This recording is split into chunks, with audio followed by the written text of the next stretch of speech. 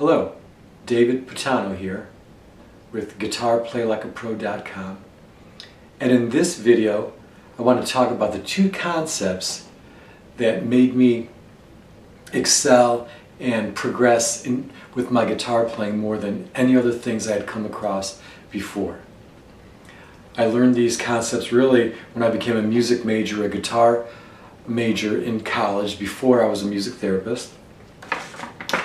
And briefly, I had played guitar for many years taking lessons, and I didn't know these things.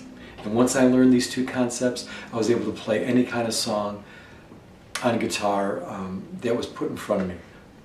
Show tunes, jazz tunes, etc. The first of these two concepts was I learned the notes of the guitar. First, I learned, of course, the open strings, what they were open, starting at the top, the low E, so it goes E, A, D, G, B, E. This chart shows at the top left, the first open string name is E, which is the lowest string, and the note names precede open A, D, G, B, then high open E. Those are the 6 strings of the guitar open, again E, A, D, G, B, E. And I learned the notes up the neck on the frets, and I'll talk about how to do that. The second concept I learned is chord form theory, and as I do other videos that talk about different chords and chord forms and different qualities of chords I'll be teaching, I'm going to be employing chord form theory.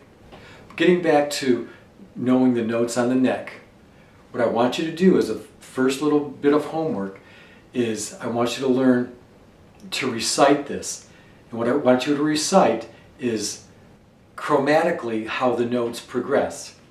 So, if you're on a keyboard or if you're on the guitar neck, the open E string, low E is open, that's E. The first fret is F, and then progress up. F sharp, G, G sharp, A, B flat, B, C, C sharp, D, E flat, E, and then it repeats F, F sharp, G. So you're playing the 12 notes that make up all the music we listen to, and that's no different than any other instrument or the keyboard. This chart shows at the very top, from left to right, the chromatic order of notes. And you can press pause on your computer to copy this in your notes. And just recite this. And this is what I did years ago.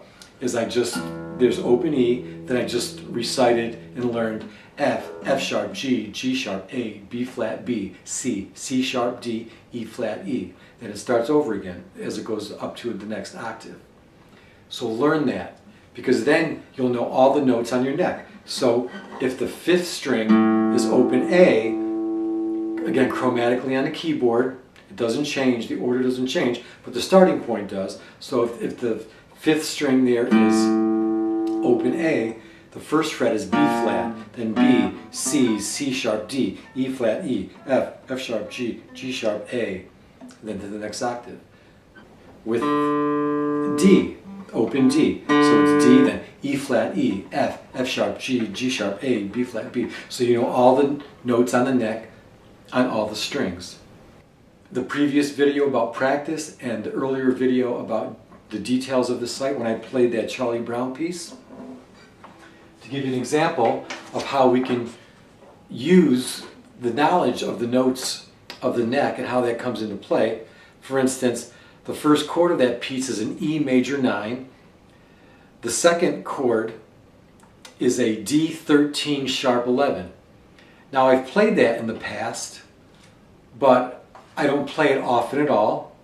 So I looked on the piano music, and because I knew the notes of the neck, I just constructed the chord from the piano music.